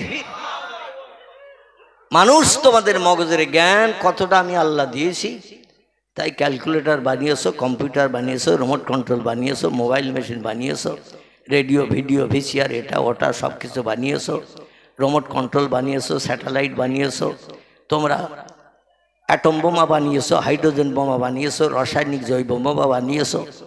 এক একটা বোমা বাস্ট করে এক একটা দেশ ধূলিসাৎ করে দিতে পারো। কত শক্তি তোমাদের! শোনো, তোমাদের মগজের জ্ঞান হলো ইল্লা কালিলা। আমি আল্লাহ আমার জ্ঞানের কাছে তোমাদের মগজের জ্ঞান হলো সামান্যতম একটুখানি জ্ঞান। আমি আল্লাহ তোমাদের মেমোরি মগজে দিয়েছি। আমি আল্লাহ হলাম অসীম জ্ঞান রাশির মালিক। তোমরা হলে আমার জ্ঞানের কাছে সসীম সীমিত জ্ঞানওয়ালা। কোনদিন আমার জ্ঞানের সঙ্গে পাল্লা দিতে এসো না, পাগল হয়ে মারা যাবে। জোরে বলুন একটু সুবহানাল্লাহ। কথাটা ঠিক বললাম না ভুল বললাম? কি কথাটা ঠিক বললাম না ভুল বললাম? পৃথিবীতে খোদাই দাবি করেছিল না কয়েকজন, বলেছিল না আনা রব্বুকুমুল আলা। এদের নাম কারুন, এদের নাম সাদ্দাদ, এদের নাম নমরুদ, এদের নাম ফেরাউন, আছে না? এরা খোদাই দাবি করেছিল আনা রব্বুকুমুল আলা, আমি হলাম সব খোদার বড় খোদা। কোন খোদার? সব খোদার বড় খোদা। আল্লাহ বলছেন এত বড় খোদা তুই, একটা মশার ইনজেকশন সহ্য করার খবর তোর নাই। ঠিক বললাম না ভুল বললাম? ফেরাউন বলছে আনা রব্বুকুমুল আলা, প্রভু যদি কেউ থাকে, আনা আমি আছি, আমার উপরে আর প্রভু কেউ নাই। আল্লাহ বলছেন ইঁদুরের বাচ্চার থেকেও তোর ক্ষমতা কম, কারণ তোরে নাকানি সোবানি খাইয়ে নীল দরিয়ায় ডুবাইছি, তোর একটা আন্ডা বাচ্চা কেউ পাশে এসে দাঁড়াই নাই। জোরে বলুন একটু সুবহানাল্লাহ। এ আছে না কোরআনে? সব তথ্যগুলো আল্লাহ কোরআনে কোট করে দিয়েছেন। সাদ্দাত 22,000 লোক দিয়ে 22 বছর ধরে বেহেশত বানালো, 9,999টি কামরা। কতটা? 9,999টি কামরা জেলখানার মতো এরিয়ার প্রাচীর দিয়ে তার ভিতরে বানানো হলো। হীরা জহরত মণি মাণিক্য কাঞ্চন পৃথিবীতে সাগরে যা কিছু পাওয়া যায় সব দিয়ে দেওয়ালের গায়ে খোদাই করা হলো। রাতের বেলা কোনোদিন লাইট জ্বালাতে হতো না, দিনে তো এমনি সূর্যের আলোয় আলো পাওয়া যেত, রাতের বেলা কোনো লাইট জ্বালাতে হতো না। ওই পাথরের চমকানিতে তাজমহলে যেমন লাইট জ্বলতো, আমাদের দিল্লির আগ্রার তাজমহল বাদশাহ শাহজাহান দামি দামি পাথর সেট করে দিয়েছিলেন, রাতের বেলা কোনো লাইট জ্বালাতে হতো না, ওই পাথরের কারণেই লাইট জ্বলতো। জোরে বলুন সুবহানাল্লাহ। ইংরেজরা আসলো আমাদের দেশে, দামি মালগুলো আত্মসাৎ করে নিয়ে ওদের ইংল্যান্ডে ব্রিটেনে নিয়ে গেছে, আর পাথরগুলো তুলে নিয়ে যেখানে গর্ত হয়েছে ওখানে চুন ঘষে সমান করে দিয়েছে। দামি মাল সব নিয়ে চলে গেছে। সাদ্দাদও লাগালো এইরকম দামি দামি মাল।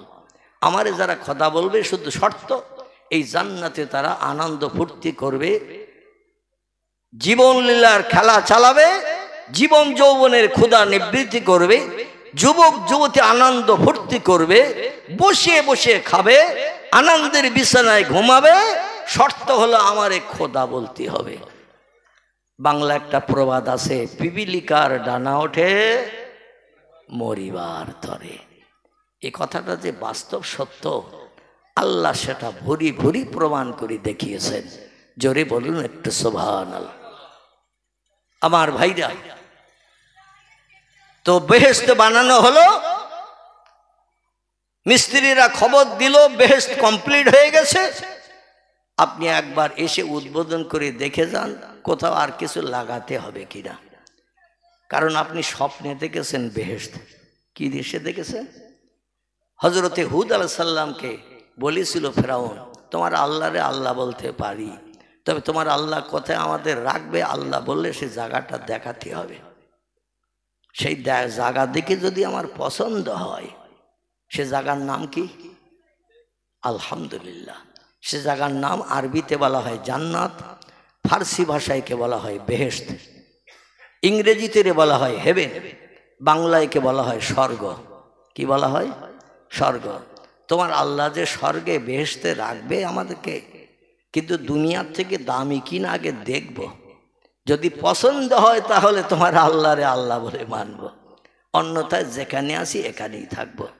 হুদ পয়গম্বর একটু হাত তুলে বললেন, আল্লাহ তোমারে প্রভু বলে মান্যতা দিতে স্বীকার করেছে, বহুদিন খসিয়ে খসিয়ে, বহুদিন তার কাছে গিয়ে তোমার কথা বলিয়ে বলিয়ে একটু নিমরাজি করেছি, তা এখনো ফুল রাজি হয়নি।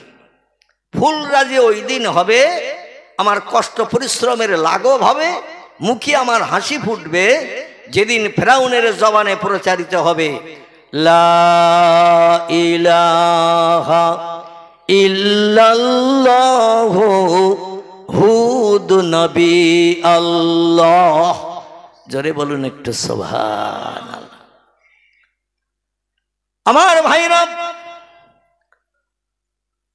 হুদ নবী আল্লাহর কাছে টেলিফোন করলেন, দাবি করলেন, আল্লাহর সঙ্গে যাদের সম্পর্ক গাঢ়তর তৈরি হয়, এদের আল্লাহর সঙ্গে কথা বলার জন্য সিম কার্ড কটা লাগে, ক্যাশ কার্ড কটা লাগে, দামি মোবাইল কটা লাগে? কিছুই লাগে না। এই হাত দুখানা হলো সিম কার্ড, ক্যাশ কার্ড, মোবাইল।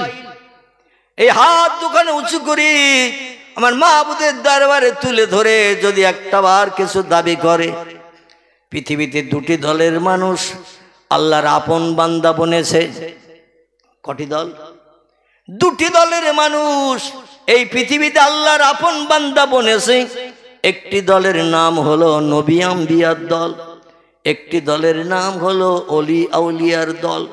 এই দুটি দলের মানুষ ছাড়া তাম পৃথিবীতে আর যত দলের, যত সম্প্রদায়ের মানুষ বাস করে, কেউ আল্লাহর আপন হতে পারে নাই।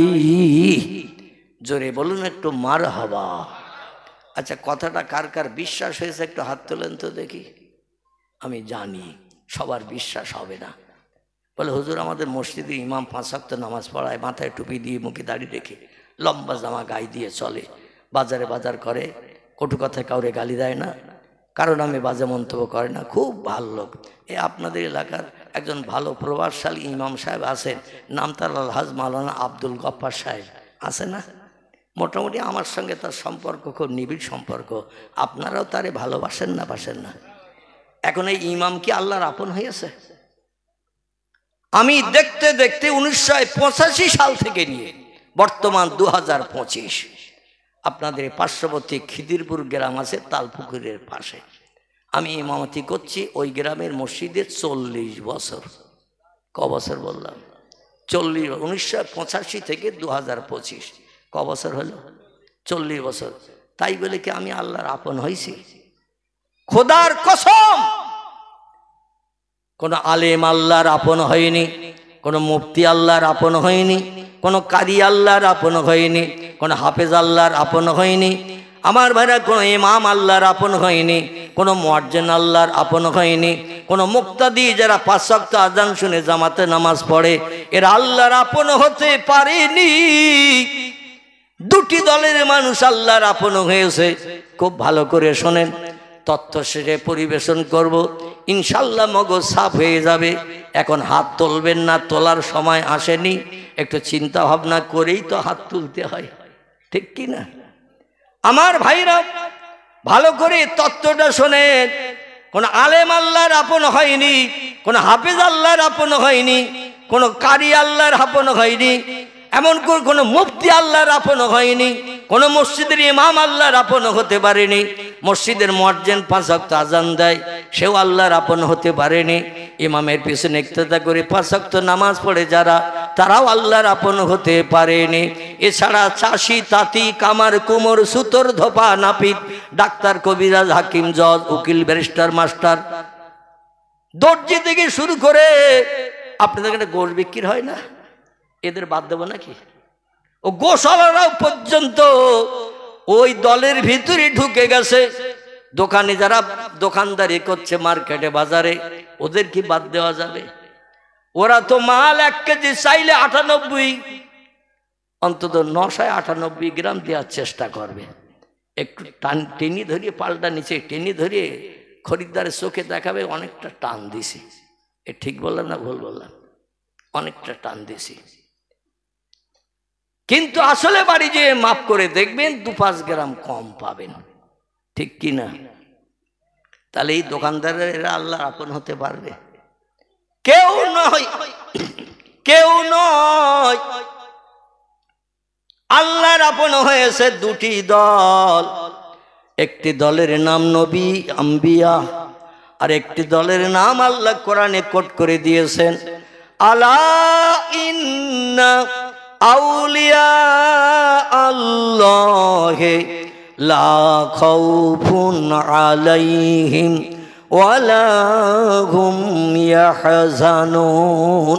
জোরে বলুন আল্লাহু আকবার। আল্লাহ বলেন আমার নবীরা শুধু আমার আপন হয়নি, আর একটা দলের মানুষ আমার আপন হয়েছে, যাদের নাম কোরআনে বলা হয়েছে ওলি আউলিয়ার দল। কিসের দল? ওলি হলো এক বচন, আউলিয়া হলো বহু বচন। একজনকে বলা হয় ওলি, বহুজনকে বলা হয় আউলিয়া। এরা হলো আল্লাহ প্রেমিক। আল্লাহ যেটা চায় ওলিরা সেটা দেয়, আবার ওলিরা যেটা চায় আল্লাহ সেটা দেয়। বোঝা গেল? আল্লাহ যেটা চায় অলিরা নবীরা সেটা দেয়, আবার অলিরা নবীরা যেটা চায় আল্লাহ সেটা দেয়। জোরে বলুন একটু সুবহানাল্লাহ। কেমন দেয়? আসুন একটু আর সামনের দিকে আমরা এগিয়ে যাই।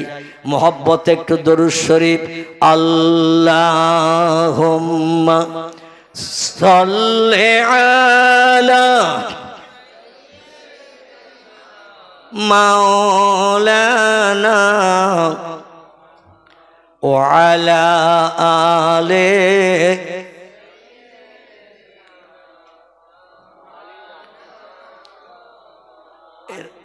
রাস্তায় আর গাড়ি টাড়ি যাবে না তো? কি আপনারা সব রাস্তায় বসে পড়েছে? আমার বাবাজি বলছেন যে লোকজন হবে না। আমি একটু বাবাজিকে দেখতে বলতেছি লোকজন আসে কি না। এসেছে লোকজন? আল্লাহু আকবার। সব আল্লাহর রহমত, কোনো বান্দার নিজের কর্তৃত্ব নয় বা কৃতিত্ব নয়, এটা আল্লাহর রহমত, কোরআনের মোহাব্বত। জোরে বলুন একটু সুবহান। আমার ভাইরা আসুন যেখানে ছেড়ে এসেছিলাম ওইখান থেকে একটু টেনে নিয়ে আসি। 22,000 মিস্ত্রি দিয়ে 22 বছর কাজ করিয়ে 9,999টি কক্ষ বিল্ডিং বানিয়ে দুনিয়ার যুবকদের বলা হলো শর্ত হলো আমাকে একটু আল্লাহ বলতে হবে, তোমাদের জবানে শুনবো। এই মিশরবাসী সিরিয়াবাসী তোমাদের জবানে শুনবো আমি কে। ওরা যেই বলে আন্তা, আপনি হলেন আমাদের মালিক, আপনি আমাদের প্রভু, সঙ্গে সঙ্গে জান্নাত হালাল হয়ে যাবে। মিস্ত্রিরা বলল কাজকর্ম কমপ্লিট করেছি, 22 বছর ধরে মিস্ত্রি খেটেছি, কোথাও কোনো কাজকর্মে ত্রুটি আছে কিনা দেখেন, যেখানে কোনো অসুবিধা থাকবে নজরে ধরা পড়বে আমাদের বলবেন, আমরা সেগুলো সংশোধন করে দেব। বেহেশতে চালু হয়ে গেলে আর কাজকর্ম করা যাবে না, আগে থেকে সব ঠিকঠাক করে দেব। সেদিন সুন্দর পোশাক পরিচ্ছদ পরিধান করে সাজানো ঘোড়ার পিঠে বসে দুনিয়ার খোদা সাদ্দাত রাস্তার দুই ধারে যুবক যুবতী দাঁড় করিয়ে দিয়েছেন সৌন্দর্য শ্রীবৃদ্ধির জন্য। তারা শুধু বলছে আন্তা রব্বি লা শাক্কা ফিহে, আন্তা রব্বি লা শাক্কা ফিহে, আন্তা রব্বি লা শাক্কা ফিহে। আপনি আমাদের প্রভু, শস্য দানা পরিমাণে কথার ভিতরে সন্দেহ নাই। কারণ ওরা জান্নাতে ঢুকবে আর নাচ গান আনন্দ করবে, ভালো মন্দ খাবে, জীবন যৌবনে ক্ষুধানিবৃত্তি করবে, একটা পয়সা খরচ হবে না। এ সুযোগ আমাদের যদি দেয়া হয় আমরা নাঙল বন্ধ করে আসবো কিনা? মাঠে নাঙল বন্ধ করে আসবো। আমার ভাইরা লোকজন যুবক যুবতী সব দাঁড় করে দিল। এবার ফ্রাউন দেখতে যাচ্ছে, উদ্বোধন হবে, উদ্বোধন করবে। দরজার মুখোমুখি যেই গেছে আমার আল্লাহ বলি ইযহাবি আজরাইল এলা দুনিয়া, আসমান থেকে তাড়াতাড়ি পৃথিবীতে যাও। আর যেখানে নমরুদের বা সাদ্দাদের দলবল সুন্দর বেহেশতেখানা 9,999টি কক্ষ বানিয়ে সুন্দর বেহেশতেখানা তৈরি করেছে। আর বেহেশতের নমুনা হলো আমার জান্নাতের একটা বেহেশতের নমুনা। কারণ হুদ পয়গম্বর আমারে বলেছিল আপনার জান্নাত দেখালে খুশি হলে ও আর খোদাই দাবি করবে না, ছেড়ে দেবে। তাই আমি আল্লাহ খুশি হয়ে জান্নাতের নমুনা দেখালাম। কিন্তু অন্তরে যে বোঝা, অন্তরে যে কালি, সেটা তো আমি বুঝতে পারি নাই। আমারে পর্যন্ত ধোঁকা দিয়ে ফাঁকে দিয়ে জান্নাত দেখে নিয়ে ও বলল যে জান্নাত দেখে এসেছি, তার থেকে উত্তম জান্নাত বানানোর চেষ্টা করব। তোমরা আমারে খোদা বলে মানবে, জান্নাতে বসবাস করবে মরণের দিন পর্যন্ত, এই বলে জান্নাত বানিয়েছে। কিন্তু ওই জান্নাতে ওরও ঢুকতে দেব না, ওর দেশের কোনো জনগণকে জান্নাতের ভিতরে আয়েশ আরাম করতে দেব না। জোরে বলুন একটু সুবহানাল্লাহ। ফাইজা জাআ আজালুহুম লা ইস্তাখিরুনা সাআতাও ওয়া লা ইস্তাকদিমুন। জোরে বলুন আল্লাহু আকবার। আল্লাহ বলছেন মরণের সময়কাল যখন যার নিকটে উপস্থিত হয়ে যাবে, আজরাইল যখন যার সামনে দাঁড়িয়ে যাবে, 1 সেকেন্ড আগে 1 সেকেন্ড পরে কারো প্রাণনাশ হবে না। নির্দিষ্ট টাইম 10টা বেজে 15 মিনিট 20 সেকেন্ড, বেলা 3টে বেজে 14 মিনিট 11 সেকেন্ড। ওর মরণ যে টাইমের যে সেকেন্ডে রেখেছি ওই সেকেন্ডেই মরণ হবে, 1 সেকেন্ডও বেশি কম করা হবে না। আমি হলাম সেই আল্লাহ। যা, ও জান্নাতে যেন ঢুকতে না পারে দরজার মুখে চাবি মোড়া দিবে। কি মোড়া দেবে? চাবি মোড়া দিয়ে দেবে। আনন্দ করতে করতে জান্নাতের সামনে দিয়ে আসে, আর ও দল বলে লোকেরা, ওয়েলকাম, স্বাগতম, খোশামদিদ, আন্তা রব্বিলা সাক্কা ফিহে, আপনি আমাদের প্রভু, এ কথায় শস্য দানা পরিমাণ সন্দেহ নাই। ওরে আনন্দ দিয়ে দিয়ে ওরে ফুলিয়ে অন্তত 14 গুণ মোটা করে দিয়েছে। ও বলে আজ কত আনন্দের দিন, এই দিনের কথা জীবনে ভুলতে পারবো না। ঘোড়া চালাতে চালাতে দরজার মুখে গেছে, যে দেখে একটা লোক দরজার সামনে দাঁড়িয়ে রয়েছে। সাদ্দাত বলছে, সেই রাজদরবার বাড়ি থেকে আসলাম, আমার আগমন দিকে লোকজন সব সাইড হয়ে গেল। পুলিশেরা মাঝে মাঝে মন্ত্রী আসলে লোকজন সাইড করে দেয় না, 3 রাস্তা 4 রাস্তার মোড়ে দাঁড়িয়ে থাকে। হ্যাঁ, লোকজন এখন যেও না, গাড়ি অফ করো, বন্ধ করো, এই রোডে যাবে, গাড়ি এই রোডে চলবে, ওখানে বন্ধ করো, এখানে বন্ধ করো। মন্ত্রী চলে যাবে, তারপর গাড়ি ছাড়বে। ঠিক কি না? ঠিক ওই রকম একটা পরিস্থিতি তৈরি হয়েছে। কিন্তু দরজার মুখে যেয়ে দেখে কে একজন দরজা আটকিয়ে দাঁড়িয়ে আছে। সাদ্দাত দেখে তো তাজ্জব হয়ে গেল। আজকের আনন্দের দিন, খুশির দিন, জান্নাত উদ্বোধনের দিন, আমার পথ আটকিয়ে দাঁড়ানোর মতো মানুষ তো পৃথিবীর কোন দেশে নাই। অর্ধ পৃথিবীর মালিক আমি খোদা। মিশর, সিরিয়া থেকে শুরু করে ইয়ামান, জর্ডন, পারস্য, তুরস্ক, সব দেশের মানুষ আমারে খোদা বলে মানে। কে আসলো দরজার সামনে? সাদ্দাত বলছেন, মান আনতা মা ইসমুকা, কে তুমি, তোমার নাম পরিচয় বলো। ও বলছে, আনা মালিকুল মউত, আনা মুখমেদুস সাউত। ও দুনিয়ার খোদা, আমি হলাম মৃত্যুর যমদূত, হরিষে বিষাদনকারী, স্ত্রীর বিধবা বানাই, সন্তানের এতিম করি, বাপকে সন্তান হারা করি, সন্তানকে বাপ হারা করি। আমার নাম মালিকুল মউত, আজরাইল। বলছে, কি জন্য এসেছ আজ এই আনন্দের দিন, উদ্বোধনের দিন?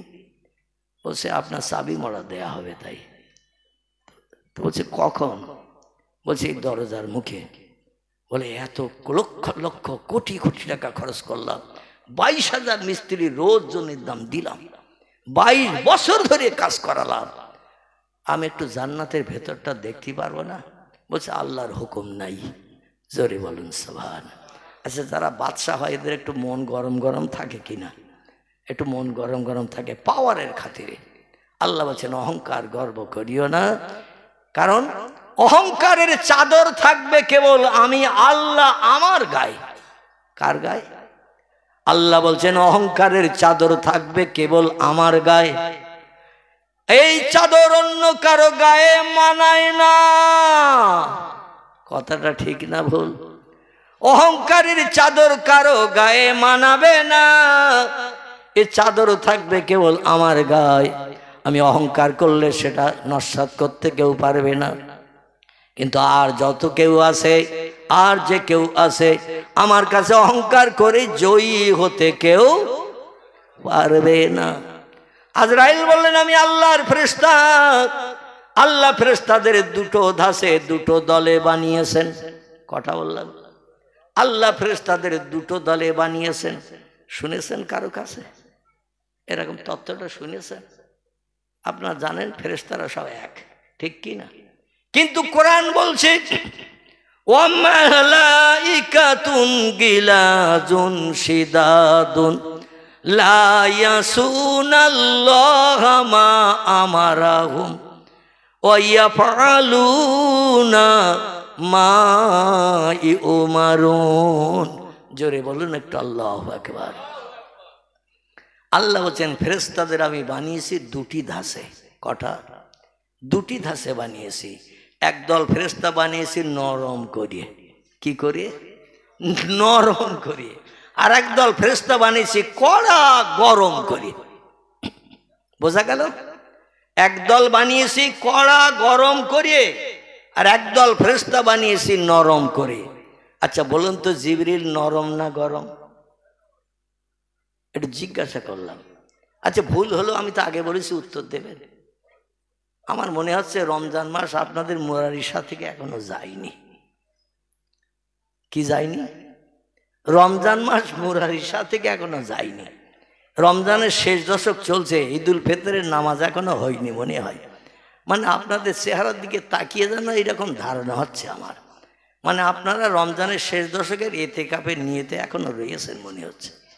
যার কারণে একটা ভালো উত্তরের কথা তো আপনাদের জবান দিয়ে বার হচ্ছে না। নাউজুবিল্লাহ। ফেরেশতা জিবরিল নরম না গরম?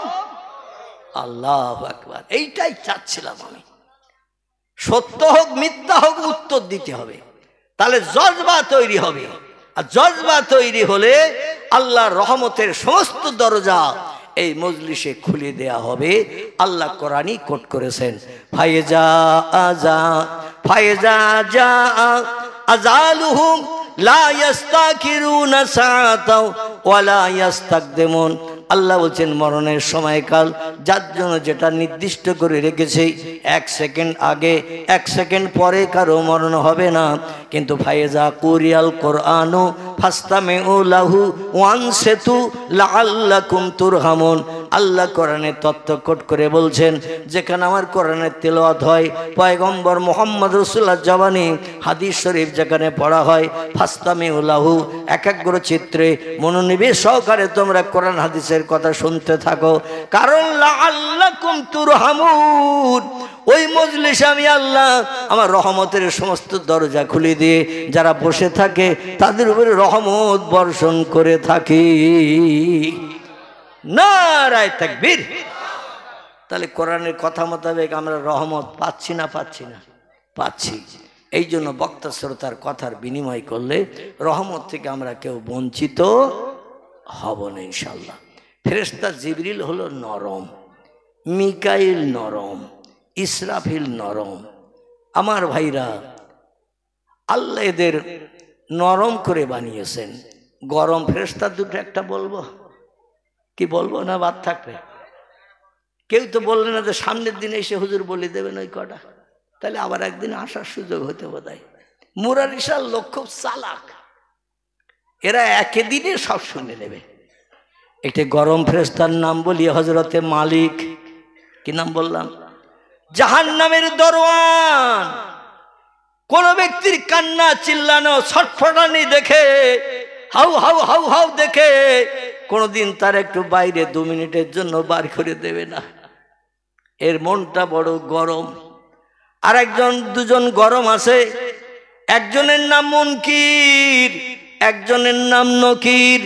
কবরে এসে যারা ফাইনাল পরীক্ষা করবে, কোন ব্যক্তি উত্তর দিতে পারেনি, সার্টিফিকেটে কি স্যার লিখে দেবে এই পরীক্ষায় পাস, লিখবে এই দুজন? লিখবে না। কান্নাকাটি করলো, ওরা সঠিক তথ্য লিখবে না উল্টো লিখবে? সঠিক তথ্যটাই লিখবে। দয়া মায়া ওদের ভিতরে নাই। ওরা কড়া ধরনের, আল্লাহ ওদের গরম করে বানিয়েছেন। আর একজন ফেরেশতার নাম বলি, যার সম্পর্কে আলোচনা করছিলাম। এই ফেরেশতার নাম হলো হযরতে আজরাইল মালিকুল মউত। জোরে বলুন একটু সুবহানাল্লাহ। মৃত্যুর জামদূত। এর মনে কোনো দয়া নাই, মায়া নাই, কিছুই নাই। যদি একটুখানি দয়া থাকতো, সাগরের পানির একটা তক্তার উপরে সাদ্দাদের মা যখন ঢেউয়ের তরঙ্গে ভাসতেছে, জাহাজ ডুবি হয়ে গেছে, আল্লাহ বলেন ইজহাব ইলাদ দুনিয়া ইজহাব ইলাল বাহার, চলে যাও ওই সাগরের উপরে।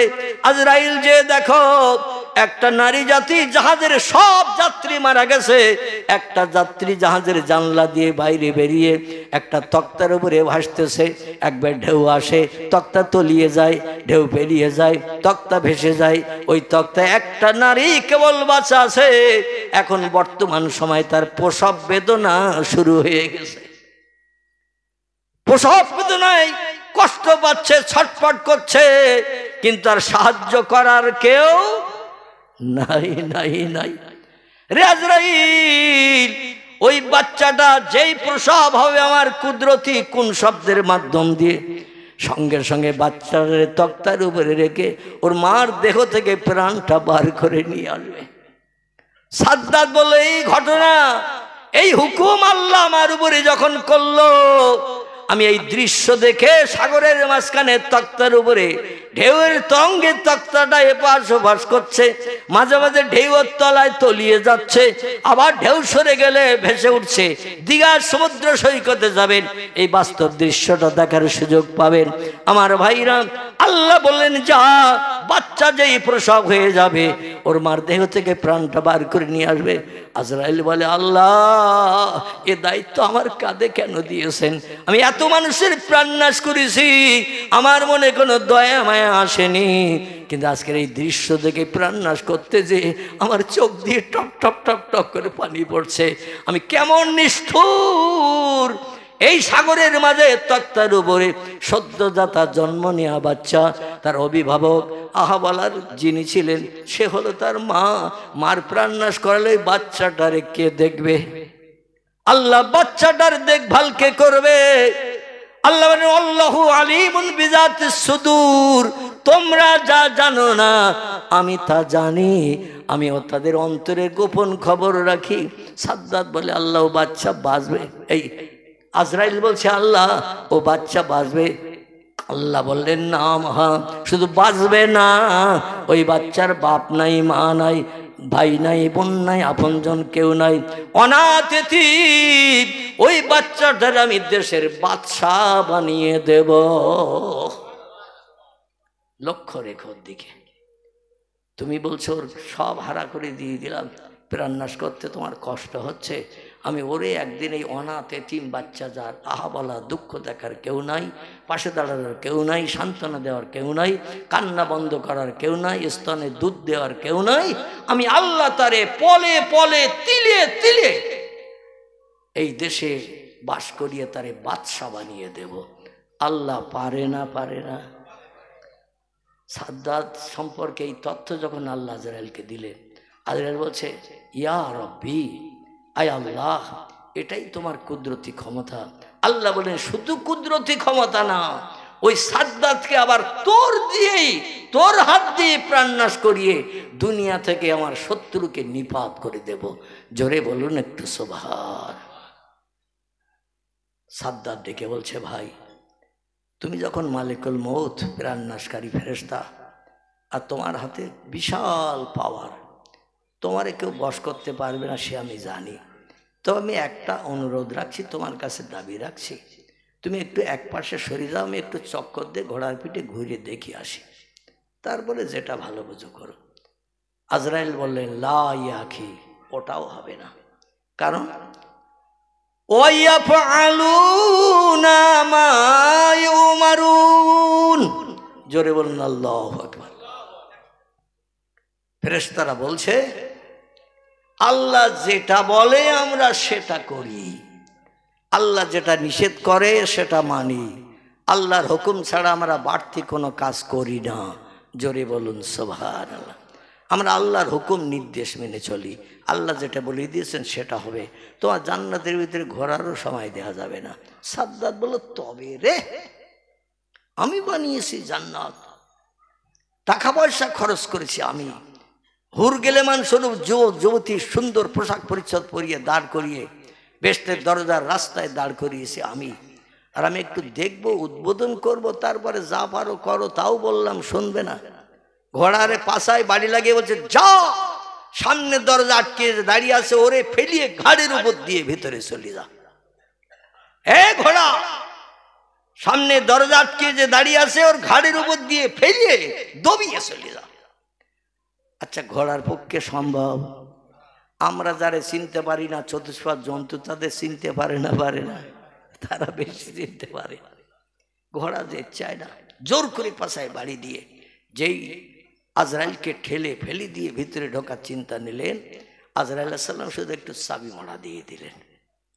যেই চাবি মোড়া দিলেন, ঘোড়ার পিঠ থেকে ঝপাত করে কুমড়ো পড়ার মতো পড়ে গেল। দেশের লোকজন, যুবক যুবতী যারা দাঁড়িয়ে দেখছিল এই দৃশ্য,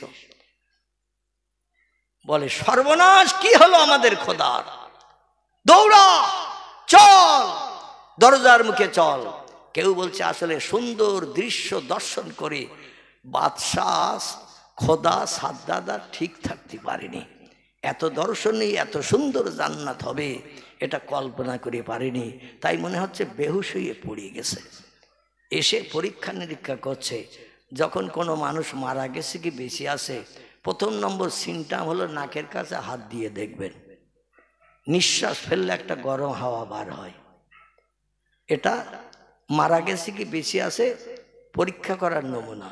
2 নম্বরের সিনটাম হলো যে ব্যক্তি জিন্দা থাকবে ওর পেটটা একবার উঁচু হবে একবার নিচে হবে। ঠিক বললাম না ভুল বললাম? কারণ নিঃশ্বাস টানলে পেট উঁচু হয়, নিঃশ্বাস ছাড়লে পেট নিচু হয়।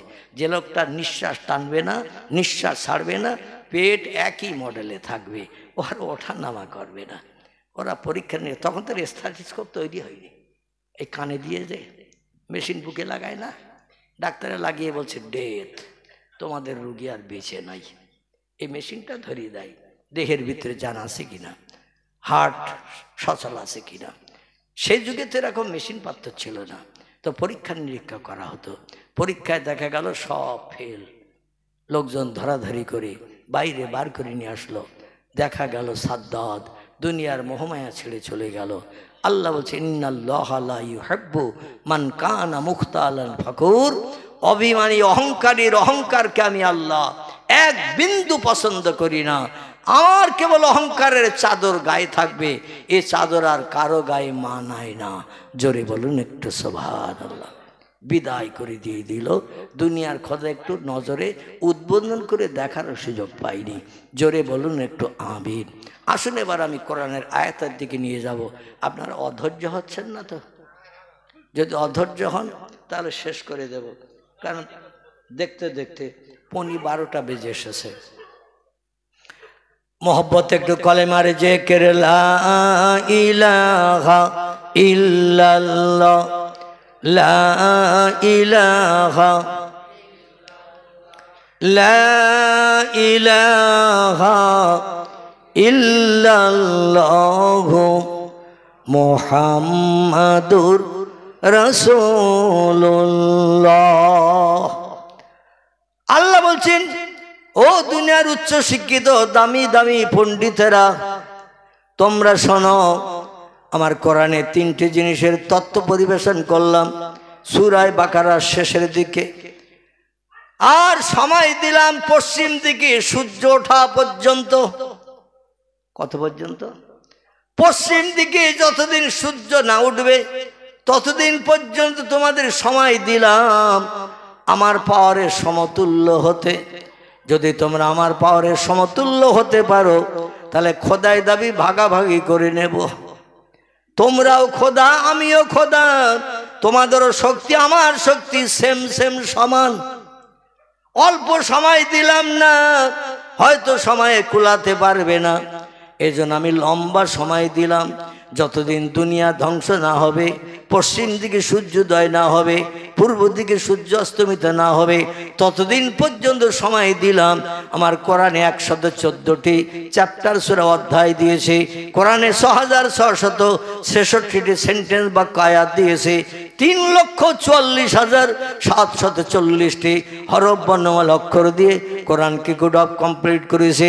এই 6663টি সেন্টেন্স আয়াতের ভিতর থেকে একটা ছোট্ট আয়াত তোমাদের কাছে তুলে ধরলাম, আর সময় দিলাম কিয়ামত পর্যন্ত। একটু চেষ্টা চালাও, আমার সমতুল্য কে কে হতে পারবে? আল্লাহ পাক কোরআনে তত্ত্ব পরিবেশন করে বলছেন, তুলিজুল লাইলা ফিন নাহারে ওয়া তুলিজুন নাহারা ফিল লাইল।